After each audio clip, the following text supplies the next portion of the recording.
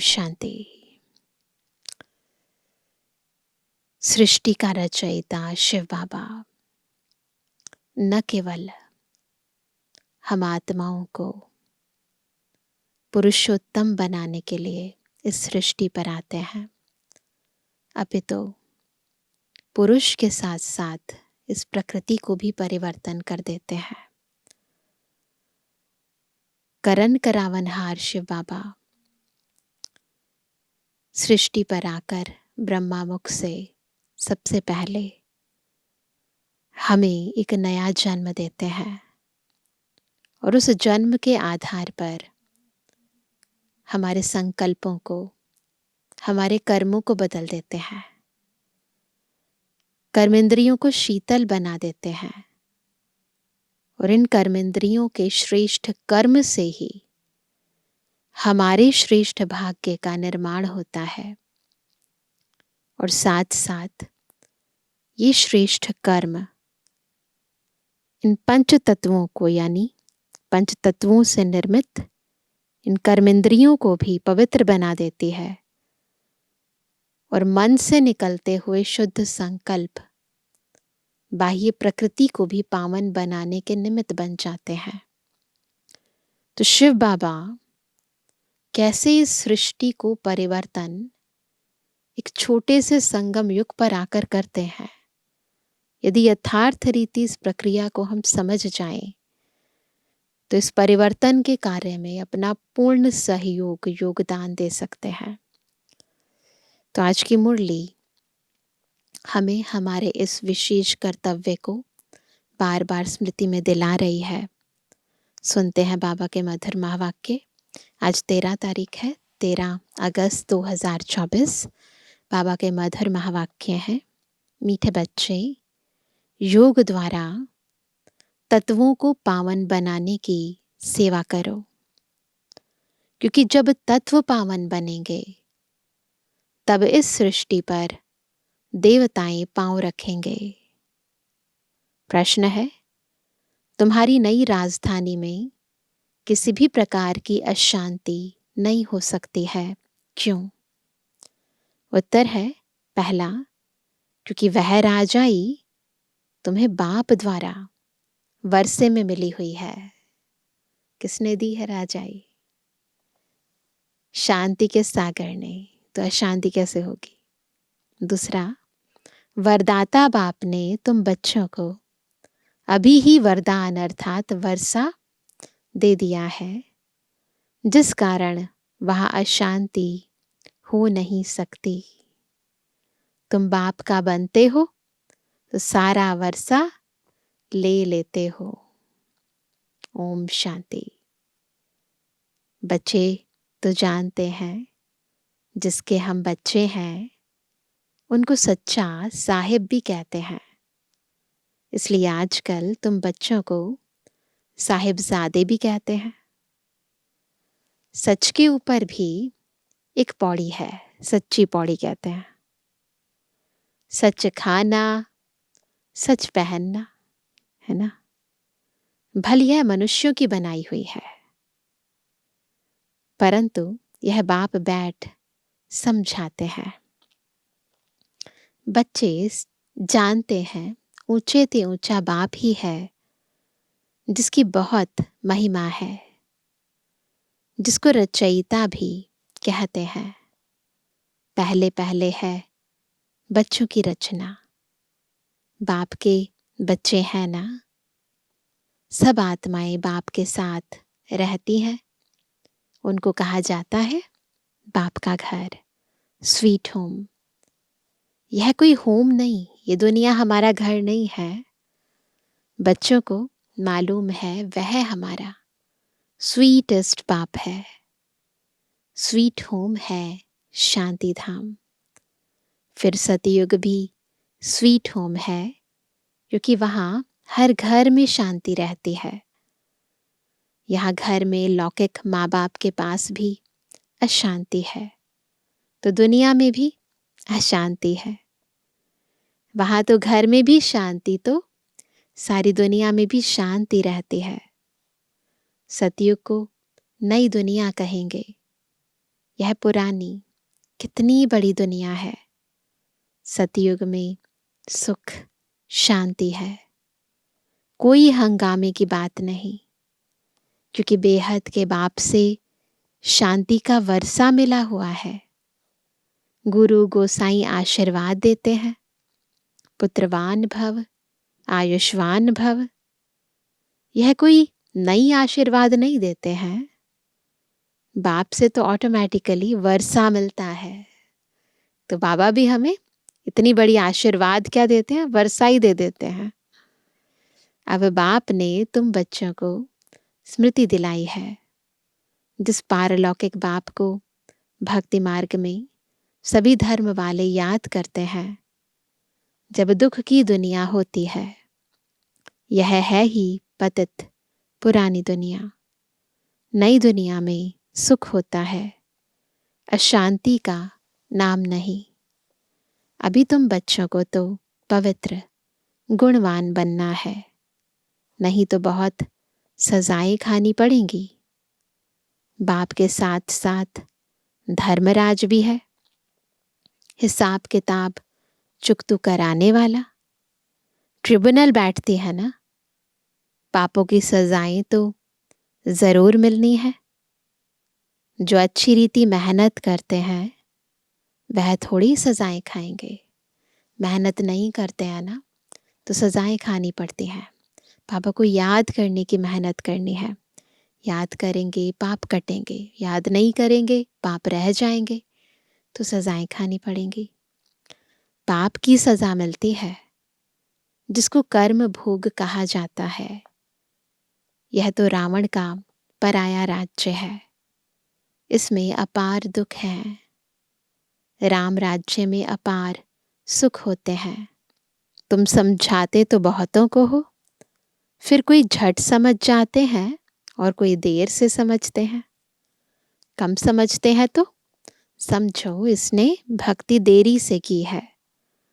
जिसने शुरू से भक्ति की है वह ज्ञान को भी जल्दी समझ लेंगे, क्योंकि उनको आगे नंबर में जाना है। तो ये निशानी है। तुम जानते हो हम आत्माएं स्वीट होम से यहाँ आई हैं। साइलेंस मूवी टॉकी है ना, ऊपर है साइलेंस, फिर सूक्ष्मवतन मूवी, फिर यहाँ टॉकी। बच्चे ध्यान में जाते हैं तो सुनाते हैं। क्या सुनाते हैं? वहाँ मूवी चलती है, संकल्पों की भाषा है ना, बिल्कुल इशारों की भाषा। उनका कोई ज्ञान मार्ग से ताल्लुक नहीं, उससे कोई प्राप्ति नहीं होती। मुख्य बात है अपने को आत्मा समझ, बाप को याद करो, बस और कोई बात नहीं। इम्पॉर्टेंट है अपने को आत्मा समझो और बाबा को याद करो, इसके अलावा और कोई बात नहीं है। बाप निराकार, बच्चे भी यानी आत्मा भी इस शरीर में निराकार है, और कोई बात ही नहीं उठती। आत्मा का लव तो एक परम पिता परमात्मा के साथ ही है। शरीर तो सब पतित है, तो पतित शरीर से लव हो ना सके। आत्मा भल पावन बन जाती है, परंतु शरीर तो पतित है। पतित दुनिया में शरीर पावन बनता ही नहीं। आत्मा को तो पावन यहाँ बनना है, तब इन पुराने शरीरों का विनाश होगा। आत्मा तो अविनाशी है। आत्मा का काम है बेहद के बाप को याद कर पावन बनना। आत्मा पवित्र है तो शरीर भी पवित्र चाहिए, वह मिलेगा नई दुनिया में। पावन अभी बनेंगे हम, यानी मैं आत्मा, फिर इसके आधार पर पावन शरीर मिलेगा नई दुनिया में। आत्मा भल पावन बन जाए। आत्मा को एक परम पिता परमात्मा के साथ ही योग लगाना है। बस इस पतित शरीर को तो टच भी नहीं करना है। यह आत्माओं से बाप बात करते हैं। समझने की बात है ना। सतयुग से लेकर कलयुग तक शरीरों के साथ लटके हो। क्या किया है? अपनी बॉडी के साथ, दूसरी बॉडी के साथ लटके हुए हो, बुद्धि लटकी हुई है। भल वहां आत्मा और शरीर दोनों पवित्र हैं, वहां विकार में जाते नहीं, जिससे शरीर या आत्मा विकारी बने। वल्लभाचारी भी होते हैं, टच करने नहीं देते, किसी का भी टच नहीं होना चाहिए। तुम जानते हो उन्हों की आत्मा कोई निर्विकारी पवित्र नहीं होती, शरीर को पवित्र रखते हैं, परंतु आत्मा तो इम्प्योर है ना।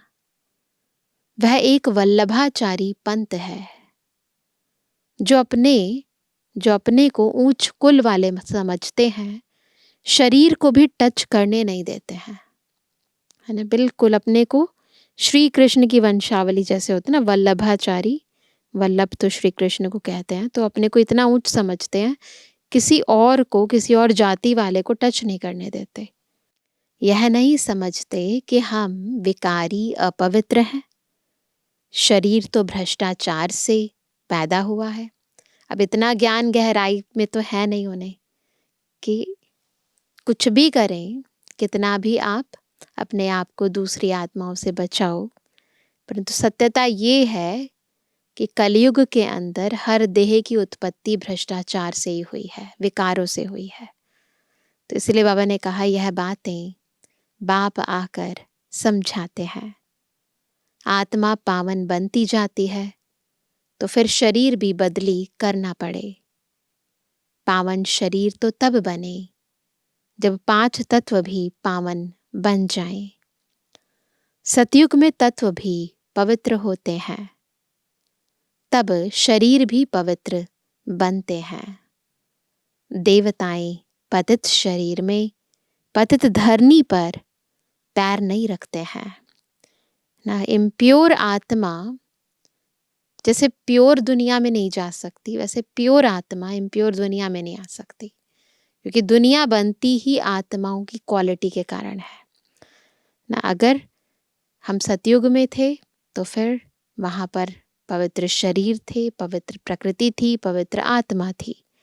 और कलयुग में बिल्कुल कंट्रास्ट है, आत्मा भी अपवित्र, देह भी अपवित्र, पंचतत्व भी अपवित्र। उनकी आत्मा और शरीर दोनों पवित्र पावन होते हैं, इसलिए वह सतयुग में ही पैर धरते हैं। यह है पतित दुनिया। पावरफुल सोल इस वीक दुनिया में नहीं आ सकती, वो पावरफुल दुनिया में आएगी। आत्मा पारलौकिक बाप परमात्मा को याद करती है। एक है शारीरिक बाप, एक है अशरीरी बाप। अशरीरी बाप को याद करते हैं क्योंकि उनसे ऐसा सुख का वर्षा जरूर मिला है, तो याद करने बगैर रह नहीं सकते। क्यों याद करते हैं? आत्मा को कहीं ना कहीं अनुभूति होती है ना, कि कुछ ना कुछ मिला है, और ऐसा कुछ मिला है जो दुनिया में और कोई दे नहीं सकता। भल इस समय तमो प्रधान बने हैं तो भी उस बाप को जरूर याद करते हैं, परंतु यह फिर उल्टी शिक्षा मिलती है कि ईश्वर सर्वव्यापी है। फिर याद कैसे करेंगे? याद करना कठिन हो जाएगा ना, है ना। जब कहेंगे सब जगह है तो सबको याद करने लग जाएंगे। फिर इस बात में भी मूंझ पड़ते हैं कि मनुष्य मनुष्य ही बनता है। यह सब भूलें बाप आकर समझाते हैं। बाप एक ही मनमना भव का मंत्र देते हैं, उनका भी अर्थ चाहिए। अपने को आत्मा समझ बाप को याद करो, बस यही धुन लगी रहे जिससे तुम पावन बन सकेंगे। देवताएं पवित्र है, अब बाप आकर फिर से ऐसा पवित्र बनाते हैं। सामने एम ऑब्जेक्ट रख देते हैं।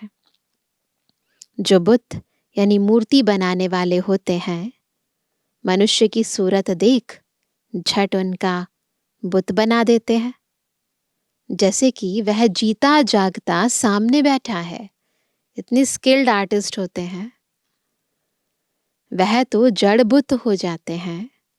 यह बाप तुमको कहते हैं, तुमको ऐसा चैतन्य बुत नहीं बना रहे हैं बाबा। बाबा सुप्रीम आर्टिस्ट है। वो क्या बनाएंगे? तुमको ऐसा चैतन्य लक्ष्मी नारायण बनना है। कैसे बनेंगे? ऐसे पढ़ाई पढ़ने से। कैसे बनेंगे? मनुष्य से देवता तुम इस पढ़ाई और प्योरिटी से बनेंगे। दो चीजें हैं, ज्ञान और योग, पढ़ाई और प्योरिटी। यह स्कूल है ही मनुष्य से देवता बनाने का। वह जो बुत आदि बनाते हैं उसको आर्ट कहा जाता है। हू बहू वही शक्ल आदि बनाते हैं। इसमें हू बहू की तो बात ही नहीं। यह तो जड़ चित्र है। वहां तो तुम नेचुरल चैतन्य बनेंगे ना। 5 तत्वों का चैतन्य शरीर होगा। यह तो जड़ चित्र मनुष्यों का बनाया हुआ है। हूबहू तो हो ना सके, एज इट इज तो नहीं होगा ना, है ना। बिल्कुल तो नहीं मैच करेगा ना, क्योंकि देवताओं का फोटो तो निकल ना सके। ध्यान में भल साक्षात्कार करते हैं, परंतु फोटो निकल ना सके।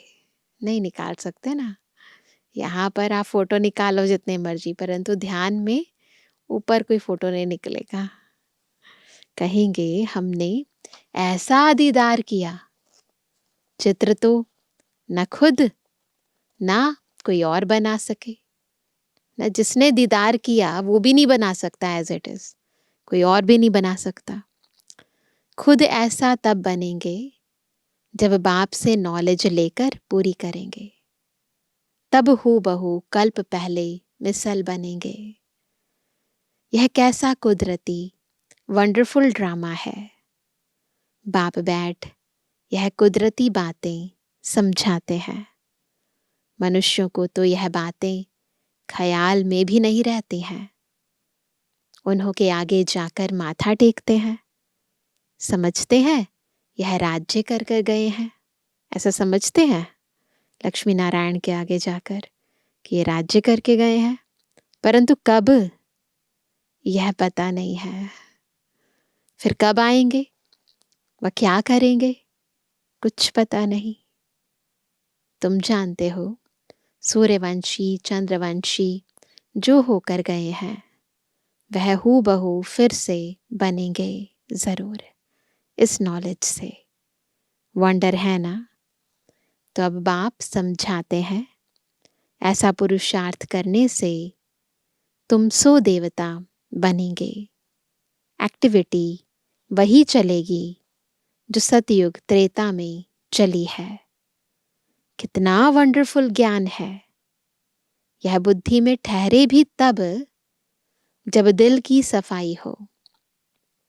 सबकी बुद्धि में यह बातें ठहर ना सके, क्योंकि दिल साफ नहीं है। पता नहीं क्या क्या दिल में बसा रखा है, व्यक्तियों को, इच्छाओं को, तमन्नाओं को। मेहनत चाहिए। मेहनत बगैर कोई फल थोड़ी मिल सकता है। बाप तो पुरुषार्थ कराते रहते हैं। भल ड्रामा अनुसार ही होता है, परंतु पुरुषार्थ तो करना होता है। ऐसे थोड़ी बैठ जाएंगे ड्रामा में होगा तो हमसे पुरुषार्थ चलेगा। ज्ञान इसलिए नहीं दिया है कि हम पुरुषार्थ करना छोड़ दें। ड्रामा का ज्ञान इसलिए है ताकि जो बीत गया उसको हम इजीली फुल स्टॉप लगा सकें। इसलिए नहीं है कि जो होने वाला है वो करने से पहले फुल स्टॉप लगा दें। ऐसे भी जंगली ख्यालात वाले बहुत होते हैं। हमारी तकदीर में होगा तो पुरुषार्थ जरूर चलेगा। अरे पुरुषार्थ तो तुमको करना है। पुरुषार्थ और प्रारब्ध होती है। मनुष्य पूछते हैं, कहीं पूछते हैं ना, क्वेश्चन बहुत आता है, पुरुषार्थ बड़ा या प्रारब्ध बड़ी? अब बड़ी तो प्रारब्ध होती है, परंतु पुरुषार्थ को बड़ा रखा जाता है जिससे प्रारब्ध बनती है। ठीक है ना, जो प्राप्ति होगी वो तो बड़ी होगी, लेकिन उस प्राप्ति का आधार तो पुरुषार्थ है ना। हर एक मनुष्य मात्र को पुरुषार्थ से ही सब कुछ मिलता है। बिना पुरुषार्थ के तो खाना भी नहीं खा सकते। कोई ऐसे भी पत्थर बुद्धि हो पड़ते जो उल्टा उठा लेते हैं। समझा जाता है इनकी तकदीर में नहीं है, टूट पड़ते हैं। यहाँ बच्चों को कितना पुरुषार्थ कराते हैं, रात दिन समझाते रहते हैं। अपने कैरेक्टर्स ज़रूर सुधारने हैं। इम्पॉर्टेंट है कैरेक्टर। उस कैरेक्टर कैसे सुधारेंगे? प्योरिटी से। नंबर 1 कैरेक्टर है पावन बनना। देवताएं तो हैं ही पावन, फिर जब गिर पड़ते हैं, कैरेक्टर्स बिगड़ते हैं, तो एकदम पतित बन जाते हैं। वही आत्माएं जो देव आत्माएं थी, वाम मार्ग में जाने से बिल्कुल साधारण मनुष्य आत्माएं बन जाती हैं। अभी तुम जानते हो, हमारा तो A1 कैरेक्टर था, देवताओं का कैरेक्टर A1, फिर एकदम गिर पड़े। सारा मदार है पवित्रता पर। इसमें ही बहुत डिफिकल्टी होती है। मनुष्य की आंखें बहुत धोखा देती हैं, क्योंकि रावण का राज्य है, वहां तो आंखें धोखा देती ही नहीं, ज्ञान का तीसरा नेत्र मिल जाता है। इसलिए रिलीजन इज माइट कहा जाता है। सर्वशक्तिमान बाप ही आकर के यह देवी देवता धर्म स्थापन करते हैं। फल करती तो सब आत्मा है, परंतु मनुष्यों के रूप में करेगी। करने वाली आत्मा है, परंतु रूप तो मनुष्य का ही होगा ना, परंतु मनुष्य के रूप में करेगी। वह बाप है ज्ञान का सागर। देवताओं से इनकी महिमा बिल्कुल अलग है। तो ऐसे बाप को क्यों नहीं याद करेंगे? उन्हों को ही नॉलेजफुल बीज रूप कहा जाता है। उनको सत्यचित आनंद क्यों कहा जाता है? झाड़ का बीज है।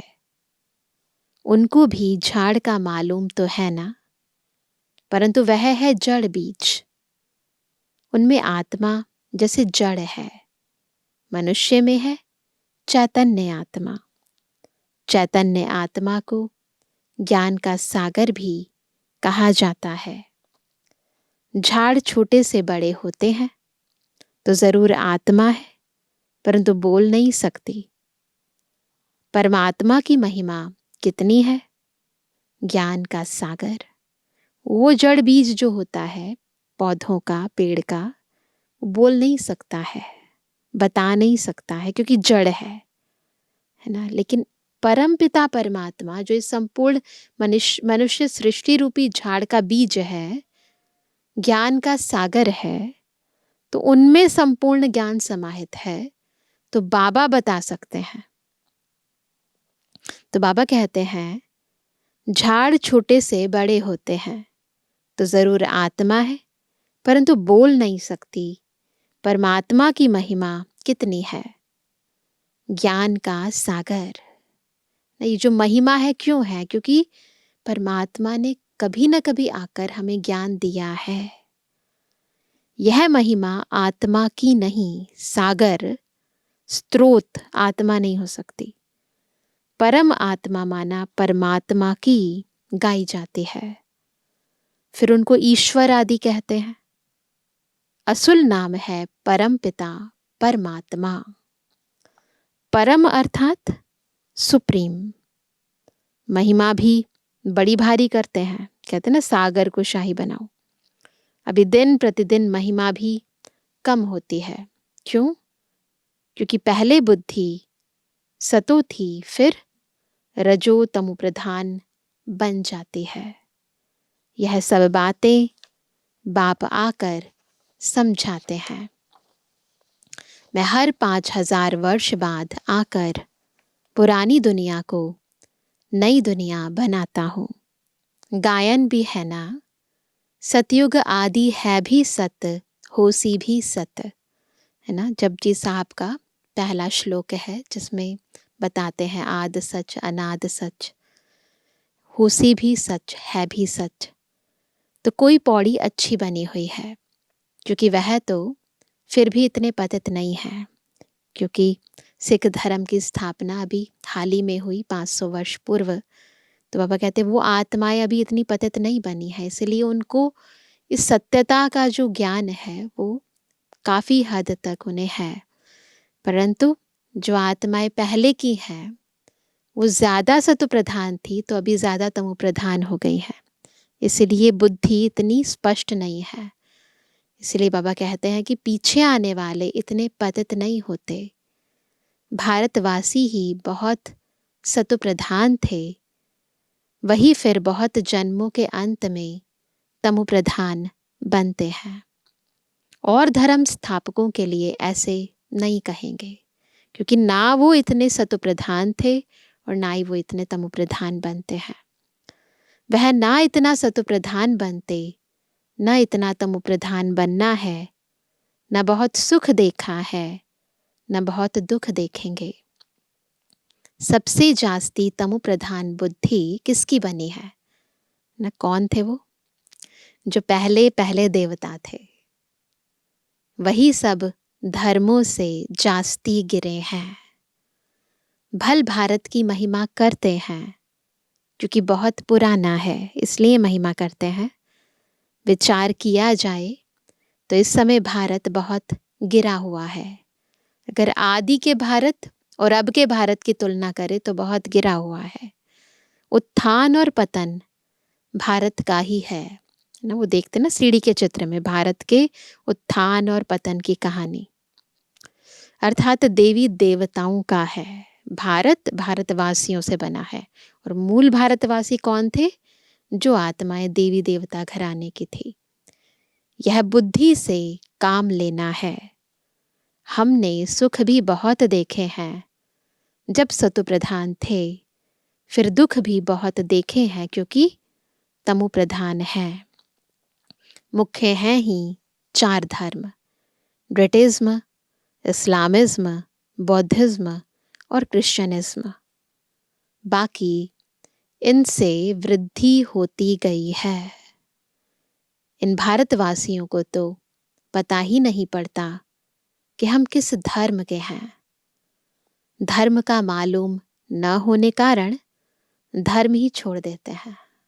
पता नहीं है तो बदल लेते हैं अपना धर्म।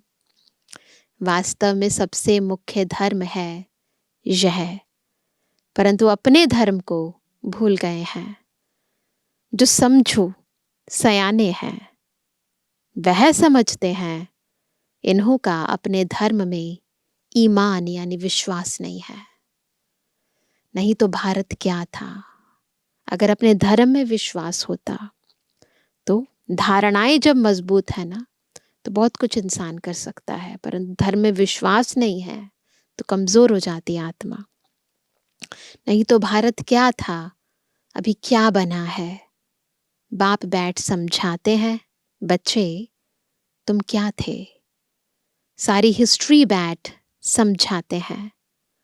तुम देवता थे, आधा कल्प राज्य किया, फिर आधा कल्प के बाद रावण राज्य में तुम धर्म भ्रष्ट कर्म भ्रष्ट बन गए। अभी फिर तुम दैवी संप्रदाय के बन रहे हो। भगवानुवाच, बाप कल्प कल्प तुम बच्चों को ही समझाकर ईश्वरीय संप्रदाय बनाते हैं। अच्छा मीठे मीठे के लिए जन्मवानी बच्चों पे जुर्मानी बाप दादा का दिल जान सको प्रेम से नंबरवार प्रसाद अंसार यादगार और बुद्धवानी। रूहानी बच्चों की रूहानी बाप दादा को गुड मॉर्निंग, नमस्ते नमस्ते नमस्ते। धारणा के लिए मुख्य सार, पहला, अपने दिल की सफाई से बाप के वंडरफुल ज्ञान को जीवन में धारण करना है। धारणा का आधार है दिल की सच्चाई, सफाई। पुरुषार्थ से ऊंच प्रारब्ध बनानी है। ड्रामा कहकर ठहर नहीं जाना है। दूसरा, रावण राज्य में क्रिमिनल आंखों के धोखे से बचने के लिए ज्ञान के तीसरे नेत्र से देखने का अभ्यास करना है। पवित्रता जो नंबर 1 कैरेक्टर है उसे ही धारण करना है। आज का वरदान है, ब्राह्मण जन्म की जन्मपत्री को जान, सदा खुशी में रहने वाले श्रेष्ठ भाग्यवान भव। कैसे बनेंगे श्रेष्ठ भाग्यवान? जब अपने ब्राह्मण जन्म की जन्मपत्री को जानकर खुश रहेंगे। ब्राह्मण जीवन नया जीवन है। ब्राह्मण आदि में देवी देवता है। याद करेंगे सारे, आदि में हम आत्माएं देवी देवता हैं। और अभी एंड में आ जाओ, बीके है। ब्राह्मणों की जन्मपत्री में तीनों ही काल अच्छे से अच्छा है। जो हुआ वह भी अच्छा, और जो हो रहा है वो और अच्छा, और जो होने वाला है वह बहुत बहुत अच्छा। ब्राह्मण जीवन की जन्मपत्री सदा ही अच्छी है, गारंटी है। तो सदा इसी खुशी में रहो कि स्वयं भाग्य विधाता बाप ने भाग्य की श्रेष्ठ रेखा खींच दी, अपना बना लिया। याद रहे, खुद भाग्य विधाता ने मेरे भाग्य की श्रेष्ठ रेखा खींच ली है, क्योंकि उसने हमें अपना बना लिया है। तो ये याद रखेंगे ना तो सदा खुशी रहेगी। स्लोगन है, एक रस स्थिति का अनुभव करना है तो एक बाप से सर्व संबंधों का रस लो। जो संबंध छोड़ देंगे ना वहीं बुद्धि जाएगी। इसलिए यदि एक रस स्थिति का अनुभव करना है तो एक बाप से सर्व संबंधों का रस लो। बनाओ नहीं, रस भी लो उनसे, है ना। तो आज विशेष याद रखेंगे, मैं कौन हूँ? मैं भाग्यवान आत्मा हूँ। खुद भाग्य विधाता भगवान ने मेरे भाग्य की लकीर खींची है। याद रखेंगे और स्मृति में लाएंगे, जैसे ऊपर से शिव बाबा मेरे मस्तक पर श्रेष्ठ भाग्य का तिलक लगा रहे हैं। तो रोज बार बार ये स्मृति बुद्धि में स्थिति बना कर इमर्ज रूप में रखेंगे तो आपको लगेगा जैसे सदा भगवान मेरे साथ है और हर कार्य में मेरी सफलता निश्चित है। अच्छा, ओम शांति।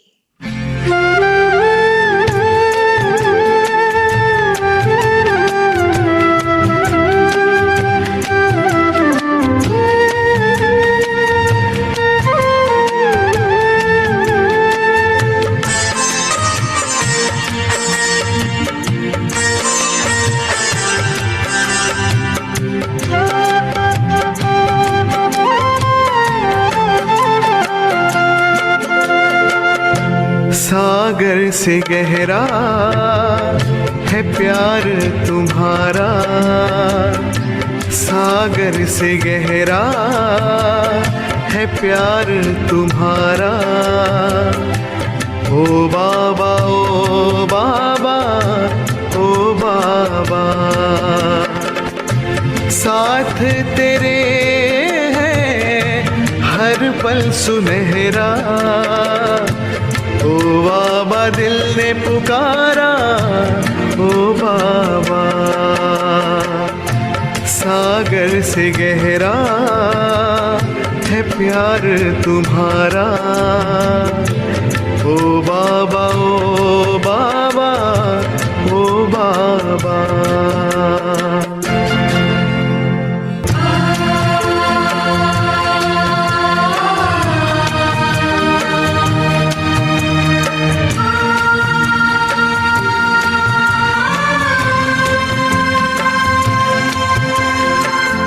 तू ही तो है सबका दिलवाला, सबका रखवाला। साथ तेरे हम चलते रहेंगे, प्यार तेरा हम पाते रहेंगे। जीने का तुमसे है पाया इशारा, ओ बाबा ओ बाबा ओ बाबा। सागर से गहरा है प्यार तुम्हारा, ओ बाबा ओ बाबा ओ बाबा।